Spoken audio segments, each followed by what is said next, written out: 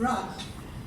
My story was depression, burnout, and what can you call it? You could call it stuck in a rut. We all go through it at some point in our time. Mine happened when I lost my brother. We weren't speaking at the time, and I felt very guilty.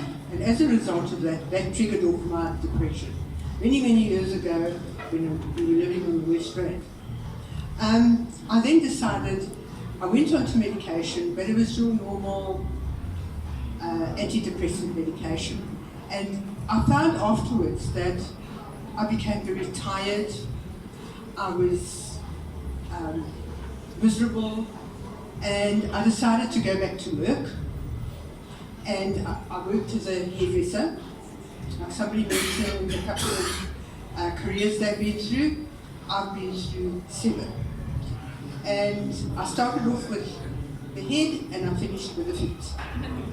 But what I did find is the different emotions that you go through. With burnout, it affects a lot of people in different ways. And sometimes the depression comes before the burnout.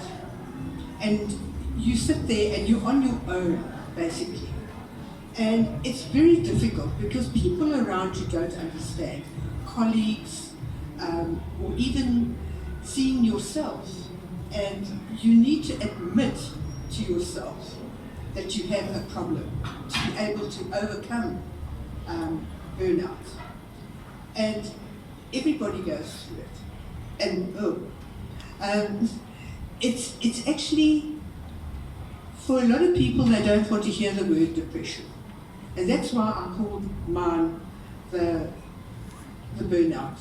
Because we all go through a period where we go through drugs. And the drugs is what actually caused my burnout. Because I was working constantly, I had a full-time job, and I had a home to run, I had kids to see to, and also you've got to look at yourself and admit to yourself that you've got a problem. And take responsibility for a better life.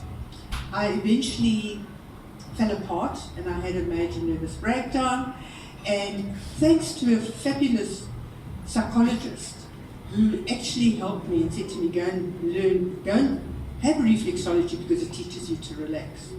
I also learned through that to become focused on where I was going and take that focus with me. And that gave me the impression that I could actually go and learn reflexology.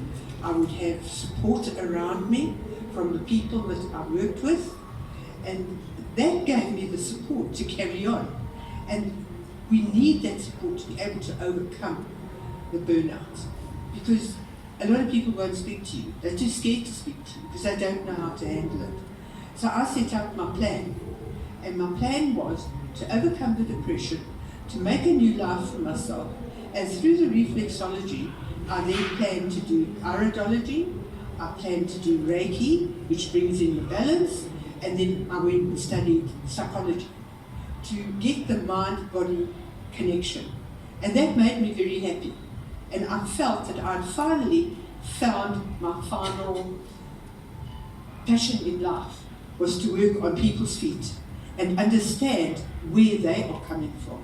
They could lie to me about how they're feeling and what's going on, but the feet don't lie.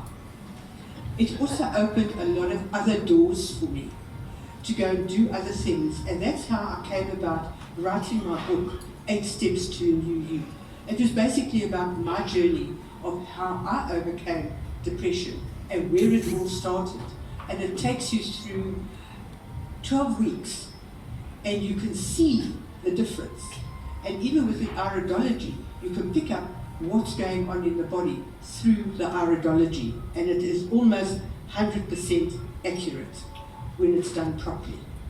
And that also gave me a feeling of some of my clients, especially with colon problems, they had a problem, and iridology was number 1. And then you meet friends. Doesn't matter where they come from or who they are, they're friends. And that's why I love my animals. I love my dogs. because they understand me more than my husband does. And then you also need friends around you.